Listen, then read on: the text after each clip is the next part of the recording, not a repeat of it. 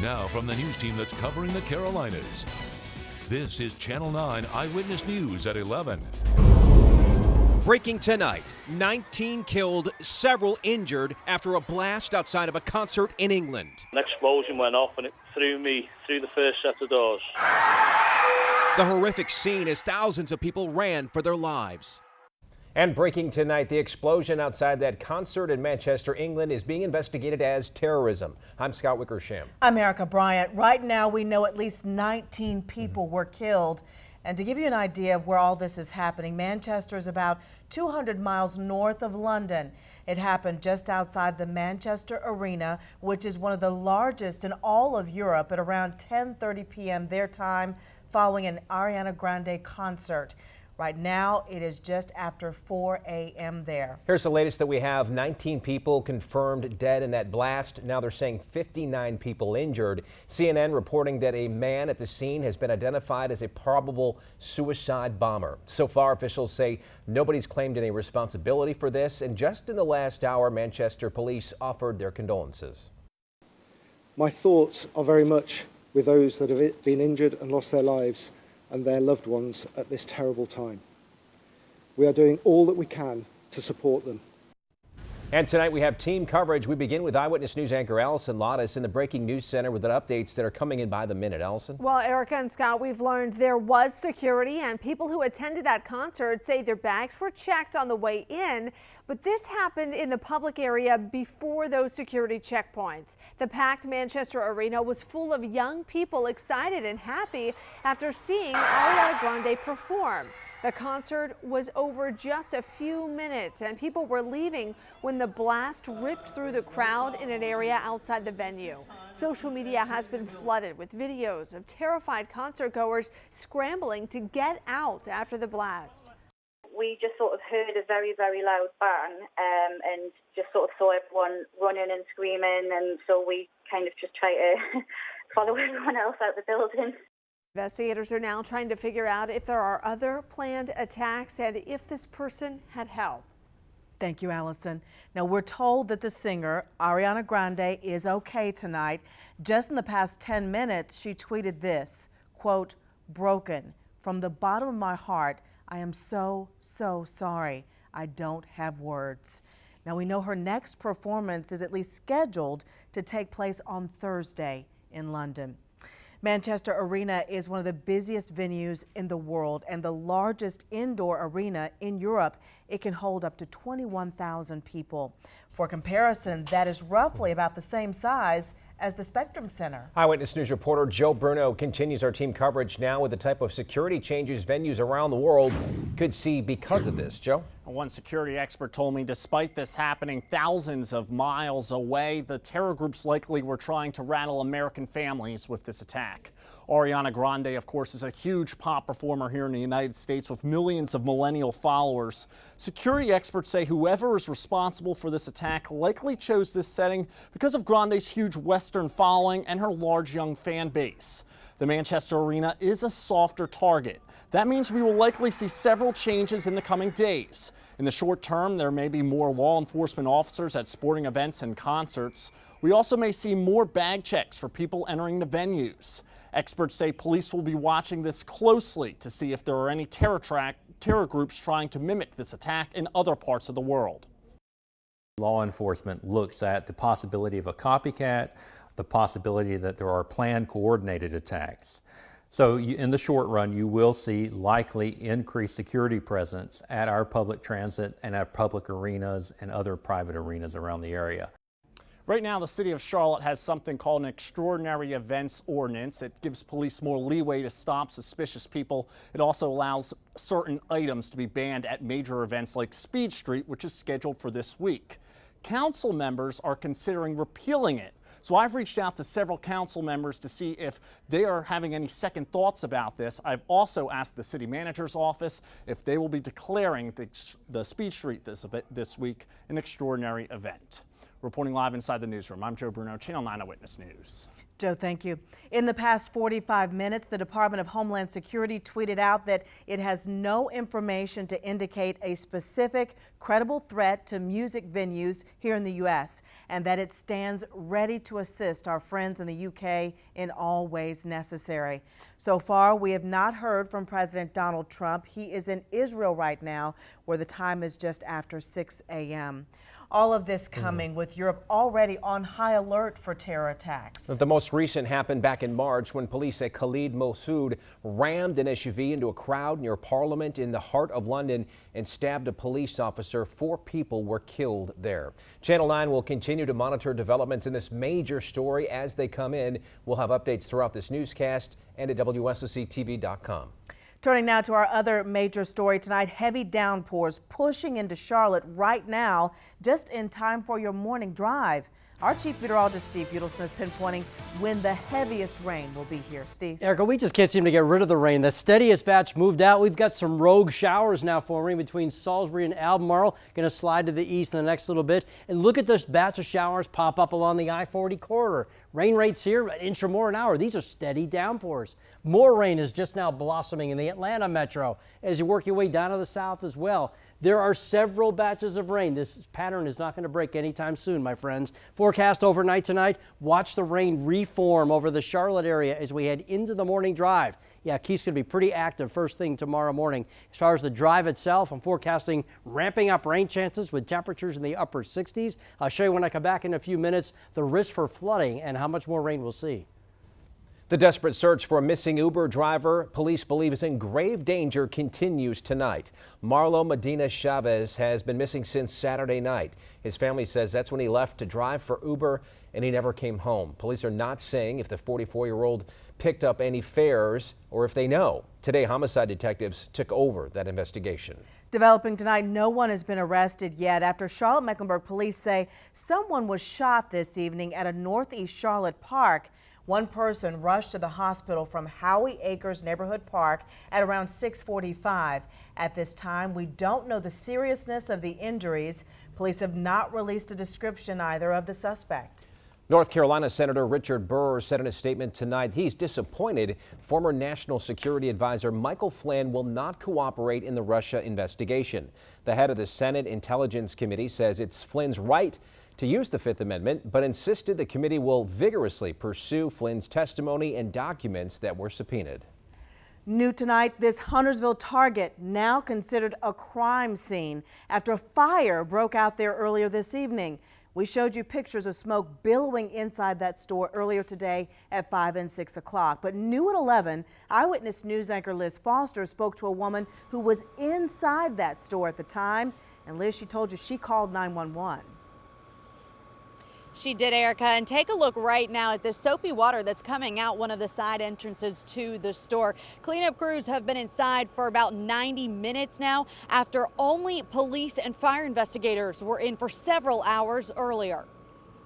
It was already barreling up, like past my height when I saw it. And Erin Solomon called 911 after seeing a fire in the middle of a Target shopping aisle this afternoon and says she immediately knew it was suspicious. I saw the toilet paper and paper towels on fire. She later told police what she saw. Mecklenburg County's chief fire investigator and Huntersville police are handling the investigation, but haven't confirmed whether the fire was intentionally set.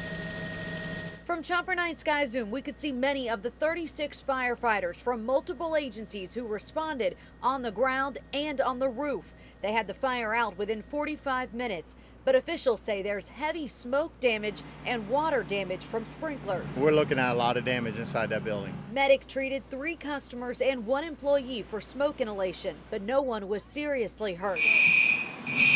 Smoke spread to nearby stores, prompting multiple alarms to go off.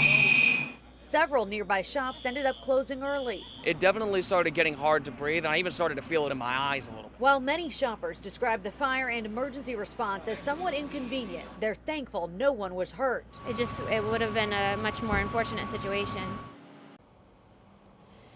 And back here live, you can see that police tape still surrounds part of the parking lot more than 6 hours after that fire broke out. I reached out to Target's corporate office this afternoon to find out how long the store will be closed and how much the estimated damage is. I'm still waiting to hear back. Live in Huntersville, Liz Foster, Channel 9 Eyewitness News. Thank you, Liz. And you can see a slideshow of these pictures from inside that Target. We've posted those at WSOCTV.com. Look inside Liz's story on our homepage. New at 11, Union County detectives have investigated about half a dozen school threats in the last 2 weeks. In each case, investigators have identified the student and they cleared the threat. They plan to encourage parents to talk to kids about how serious it is to make a school threat. It's a potential felony charge. New information tonight. Investigators say they could decide whether to file charges in a deadly boat crash on Lake Norman as soon as tomorrow.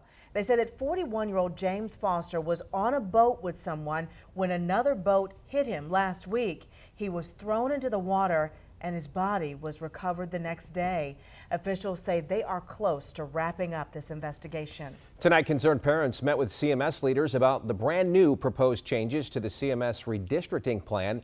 Eastover Elementary parents told Channel 9 they're upset over a new proposal to send their children to Sedgefield Middle. One Eastover parent we spoke to says that she feels her child's being used to boost scores at an underperforming school. What's more frustrating for me, and not just as an educator, but even as a parent, is to know that my child is being utilized as a race card.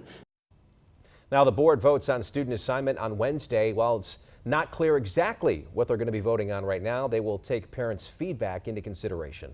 New at 11 tonight, 2 Union County students at different schools are each accused of bringing a knife to school today. The incidents happened at Piedmont High School and Sun Valley Middle School. The Piedmont student said that he forgot that he had the knife on him. Investigators plan to charge both of them with having weapons on school property. New at 11, Charlotte moving forward with a grant to pay for the Charlotte Gateway Station. The Uptown hub would service CATS and Greyhound buses and Amtrak trains. City Council voted tonight to start securing a state grant and work with the DOT on construction plans. And of course, we're staying on top of the major breaking news overseas, where at least 19 people have been killed and so far 55 others injured in an explosion that happened at this concert in Manchester, England. We continue to follow every new development as police are releasing more, looking into who is responsible for this possible terror attack.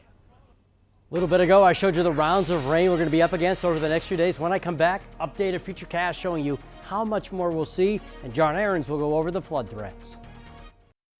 It was one of the largest local drug busts ever, and now investigators say the drugs were even more dangerous than they thought. It's almost 50, sometimes 100 times more powerful. New at 11, how it led to an even larger bust hundreds of miles away.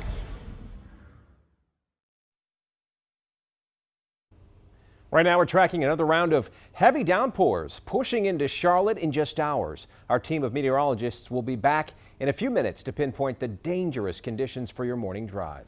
And we go back to that breaking news story we've been covering for you all throughout the night. 19 people, at least 50 others injured in a blast after a concert in Manchester. People taking to social media tonight, all pleading for help to find loved ones who are still unaccounted for. Taxi companies there trying to help as well, offering free rides to local hospitals. Residents are also opening their homes to people who've been stranded after train services were shut down. And again, we continue to closely follow every new development. We'll do that throughout the night. You can catch the latest information tomorrow morning on Eyewitness News Daybreak. It starts at 4:30 a.m. New at 11, Iredell County investigators say these drugs that were seized months ago turned out to be the rare and dangerous fentanyl. Tonight, the sheriff opened up exclusively to Eyewitness News anchor Allison Lottis about the bust and why it likely saved lives.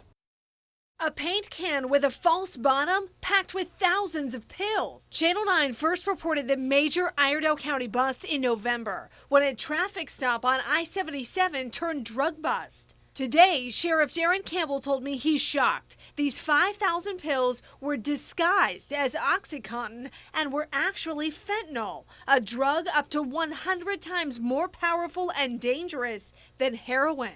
The bad guys don't want other bad guys to know what they have. So that's why they disguise their product. Deputies arrested Anthony Prettyman and Corey Lawrenson of Elmira, New York. Their bust here helped the feds break up a large drug ring there, where police raided homes and arrested 4 men accused of dealing tens of thousands of pills. To have sort of a, relatively rural, smaller city such as Elmira be a source location for drugs was something that we haven't seen very frequently. Police are still investigating if the ring is to blame for several overdoses in New York, but the sheriff is grateful deputies stopped the pills from being sold on our streets.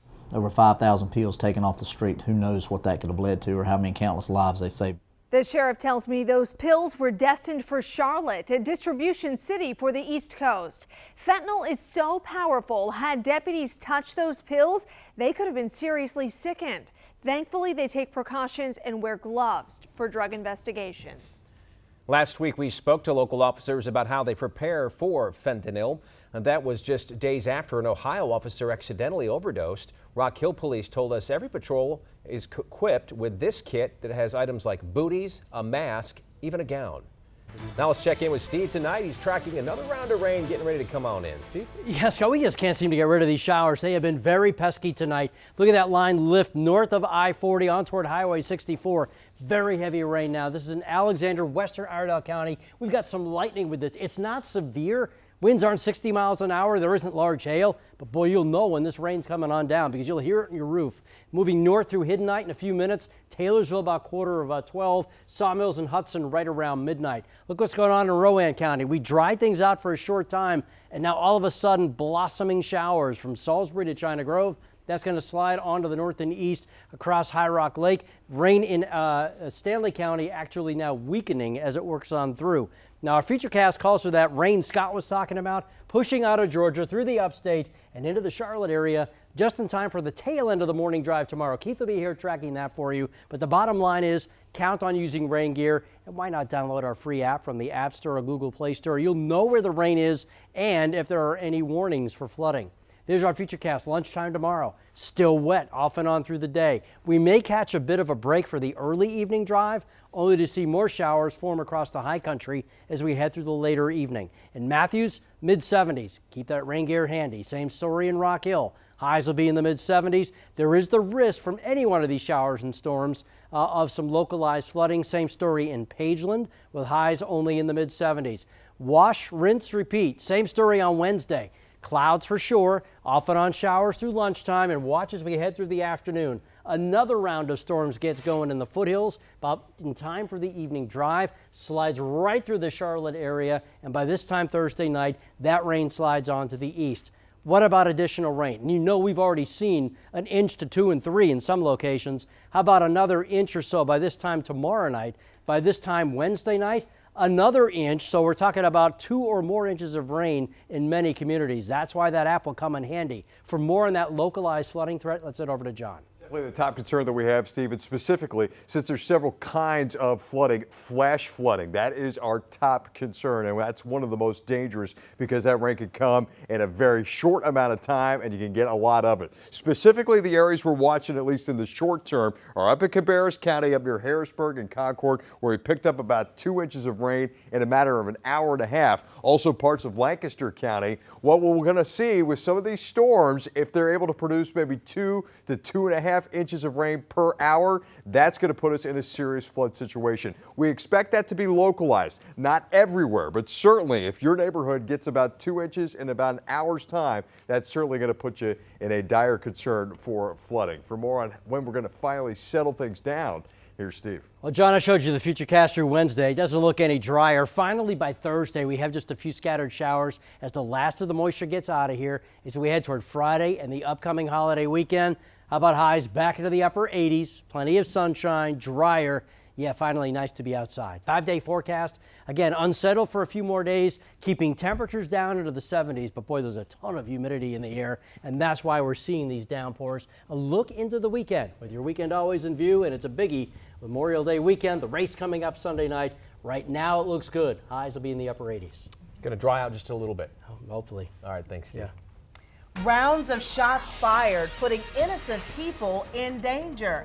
How these local homes became targets. A boa constrictor is on the loose in a South Carolina national park. How officials believe it got there.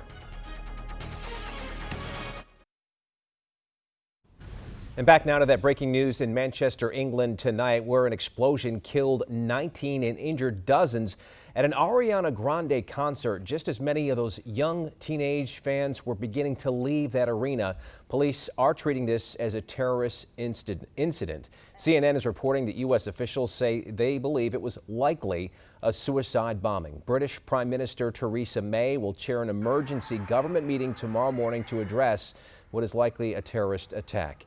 Our thoughts and prayers, of course, are with everyone in Manchester. We've posted on our WSOC TV Facebook page. You can leave your condolences and messages of support tonight. A boa constrictor could be on the loose at South Carolina's only national park, just as a popular attraction is drawing in more tourists.